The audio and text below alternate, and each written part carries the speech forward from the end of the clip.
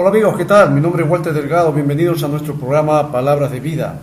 Estamos haciendo un estudio del libro de Apocalipsis. Hemos estudiado ya la iglesia de Éfeso y vamos a continuar con la siguiente iglesia que se menciona. Esta vez vamos a leer el capítulo 2, los versículos 8 al 11 del libro de Apocalipsis, que dice: y escribe al ángel de la iglesia en Esmirna, el primero y el postrero, el que estuvo muerto y vivió, dice esto: yo conozco tus obras y tu tribulación y tu pobreza, pero tú eres rico, y la blasfemia de los que se dicen ser judíos y no lo son, sino sinagoga de Satanás.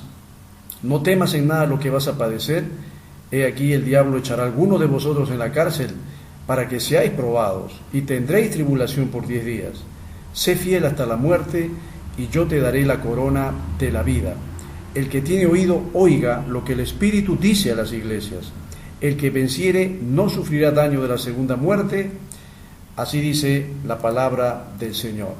Hemos leído Apocalipsis capítulo 2, versos 8 al 11, y vamos a hablar un poco acerca de esta iglesia llamada Esmirna. La iglesia de Esmirna era una iglesia muy perseguida en una ciudad rica que tenía poco tiempo para los cristianos. La ciudad en sí, fundada alrededor de 3 siglos antes de Cristo, fue un logro bien planeado de Alejandro Magno. Era el centro comercial de Asia Menor y se encontraba en la ruta directa del comercio que mantenía la India y Persia con Roma. La gran variedad de monedas encontradas por los arqueólogos en la ciudad indica muy clara que era una ciudad rica. El segmento judío de la población parece que no fue religioso y además era descuidado con relación a las cosas espirituales. Y se conocen muy pocos detalles específicos acerca de la historia de la iglesia de Esmirna, aparte de lo que se dan aquí en el libro de Apocalipsis. Sin embargo, se puede deducir con acierto que fue una iglesia muy fiel durante el periodo de la persecución.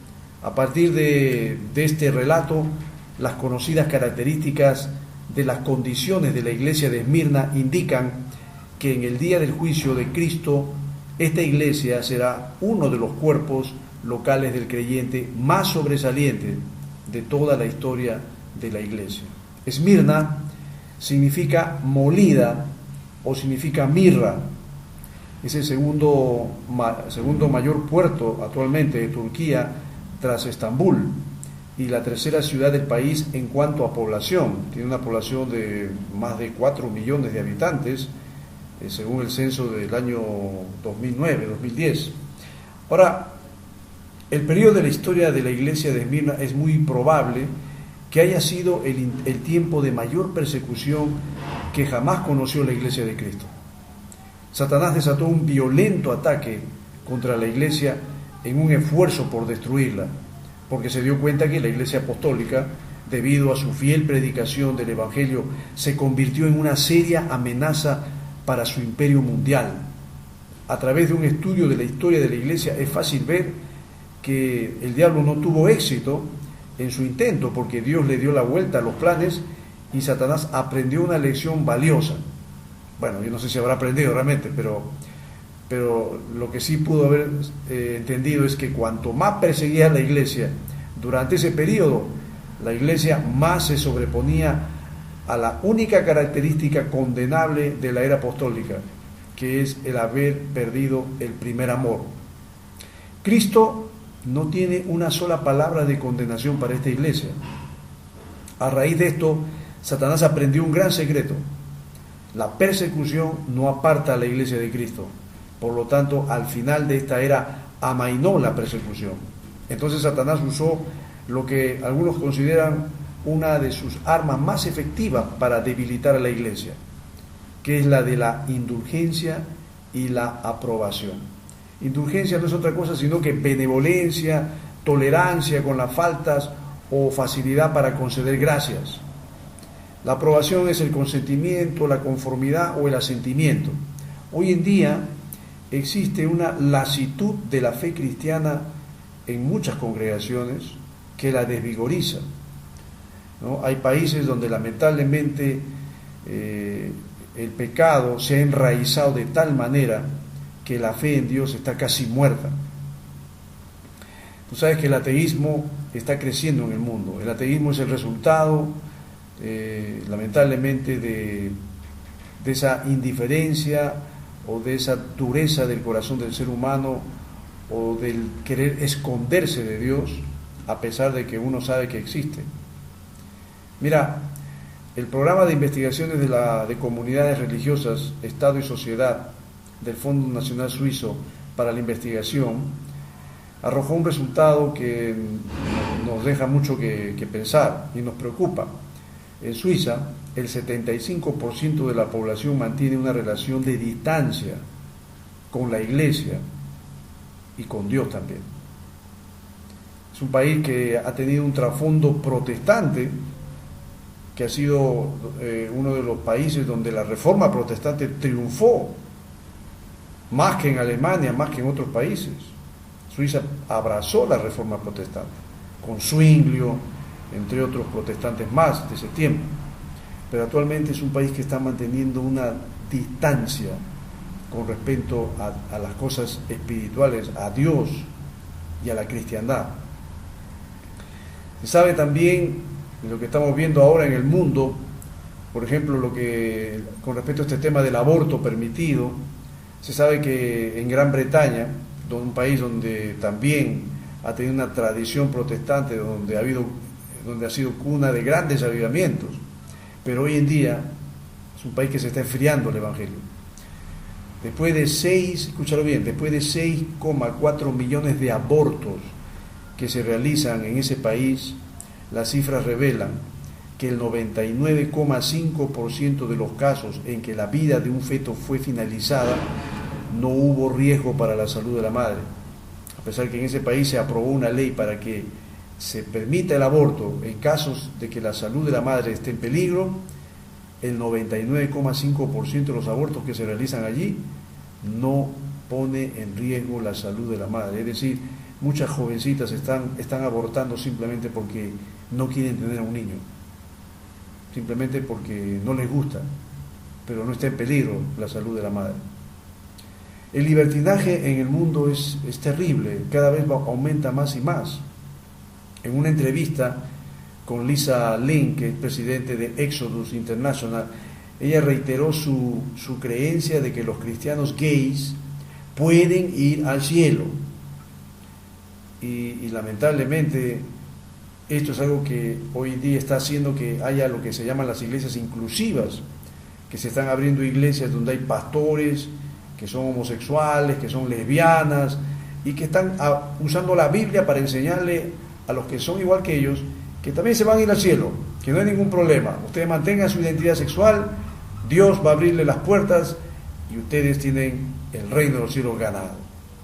Claro que esto suena bonito, suena atractivo, pero déjame decirte que esto no es bíblico. No es bíblico para nada. La Biblia habla en este pasaje que hemos leído de la sinagoga de Satanás, en Apocalipsis capítulo 2, verso 9. La sinagoga de Satanás, de la que hace mención aquí Jesús, son las doctrinas extrañas que relajan a la iglesia, que se meten en la iglesia y que perjudican la fe del creyente, que tuercen la sana doctrina y que lo llevan al creyente a aceptar cosas que no son realmente las que Dios dice en su palabra. Sí, yo te hablé de las iglesias inclusivas, donde se puede estar predicando el mensaje del Evangelio de salvación, pero no se le dice a la persona que cambie su vida. No se le dice a la persona que puede estar simpatizando con esta ideología de género, no se le dice que cambie su vida, a pesar que la Biblia condena la homosexualidad. No, hoy se le dice a la gente que así como eres te vas al cielo, no hay problema. Se escucha hoy en día un mensaje donde no se le llama a la gente al arrepentimiento.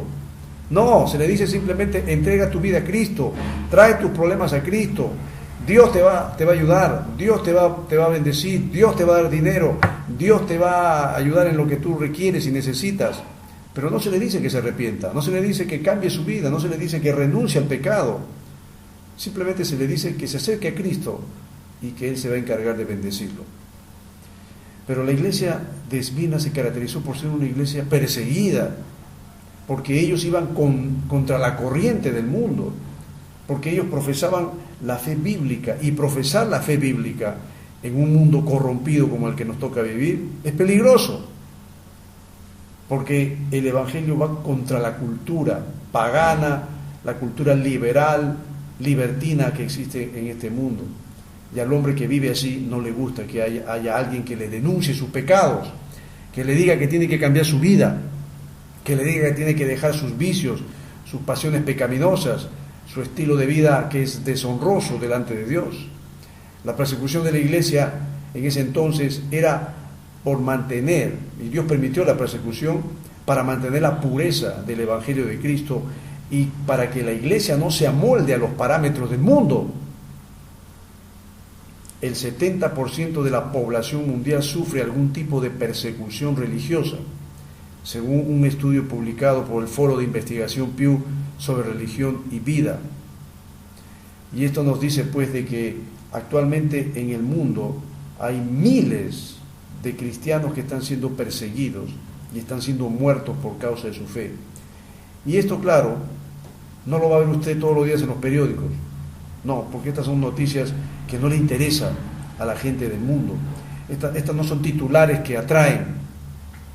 Hoy los titulares son de otra cosa, de escándalo, de corrupción, inmoralidad, de crímenes, de injusticia, de asesinato, de violaciones. Esas son las cosas que se ven en los titulares, pero no se va a ver nunca en un titular de un periódico serio la persecución contra los cristianos en varios países del mundo, lo que está pasando en el Medio Oriente, cómo muchos creyentes están siendo muertos en las manos de grupos terroristas, grupos que lamentablemente no se casan con los cristianos, odian a los cristianos, son grupos intransigentes, intolerantes, y que lamentablemente odian a los creyentes. Y esto es algo profético, porque Jesús ya lo dijo: si el mundo os aborrece, sabed que a mí me ha aborrecido antes que a vosotros. Esmirna representa a la iglesia perseguida, pero el Señor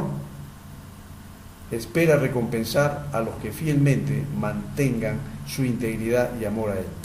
Como dice el versículo 11 de este pasaje: el que tiene oído, oiga lo que el Espíritu dice a las iglesias. El que venciere no sufrirá daño de la segunda muerte. Aquellos que están muriendo por causa de Cristo, aquellos que están manteniendo su testimonio a pesar de los problemas y dificultades que eso va a acarrear sobre sus vidas, estos son los que finalmente van a ser bendecidos y recibirán una recompensa por parte del Señor. Y Dios espera lo mismo de ti, mi querido hermano. Que Dios te bendiga. Mi nombre es Walter Delgado y nos vemos en la próxima edición